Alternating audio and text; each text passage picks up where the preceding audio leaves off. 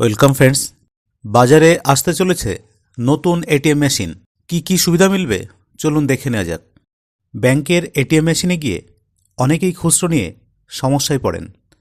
সেখানে বর্তমানে 100, 200 এবং 500 টাকার নোটই থাকে।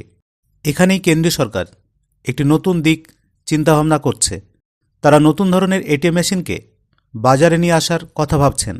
নতুন এটিএম মেশিনে থাকবে 10 টাকা, 20 টাকা এবং 50 টাকার ব্যাংক নোট। ফলে সেখান থেকে নির্দিষ্ট বোতাম ব্যবহার করে নিজের ইচ্ছামতো নোট আপনি পেতে পারবেন। নতুন এই এটিএম তৈরির কাজ চলছে। দ্রুত এটি অনুমোদন হলেই বাজারে চলে আসবে। সেদিক থেকে খুচরো সমস্যা বাজার থেকে অনেকটা কমবে বলেই মনে করা হচ্ছে। এতদিন ধরে দেশের যে কোনো এটিএম মেশিন থেকে শুধু 500 টাকার নোটই থাকত। তবে কয়েক মাস আগে এই সিদ্ধান্তটি বদল করা হয়েছে। দেশের মানুষের হাতে যাতে পর্যাপ্ত খুচরো থাকে সেদিকে জোর দিতেই এই ব্যবস্থা গ্রহণের কথা ভাবছে কেন্দ্রীয় সরকার।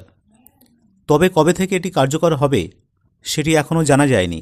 বাজারে গিয়ে যে খুচরোগুলি নিয়ে সবথেকে বেশি সমস্যা হয় সেগুলি হলো 10, 20 ও 50 টাকার নোট নিয়ে। তাই সেগুলিকে বাজারে আরও বেশি করে নিয়ে আসা হবে। তবে নতুন এই এটিএম মেশিনটির কাজ শেষ হতে আরও কিছুদিন সময় লাগবে বলেই মনে করা হচ্ছে। এই ধরনের এটিএমে মেশিনগুলিতে যাতে পর্যাপ্ত নিরাপত্তা থাকে সেদিকেও জোর দেওয়া হবে। দেশের অর্থনীতিতে খুচরো একটি বিরাট সমস্যা, তাই এবার সেটিকে সমাধান করতেই নেমেছে কেন্দ্রীয় সরকার। এবার নতুন এটিএম মেশিন কবে থেকে শুরু হবে সেটাই দেখার। যদি ভিডিওটি ইনফরমেটিভ মনে হয় তাহলে অবশ্যই লাইক, শেয়ার ও কমেন্ট করবেন। ধন্যবাদ।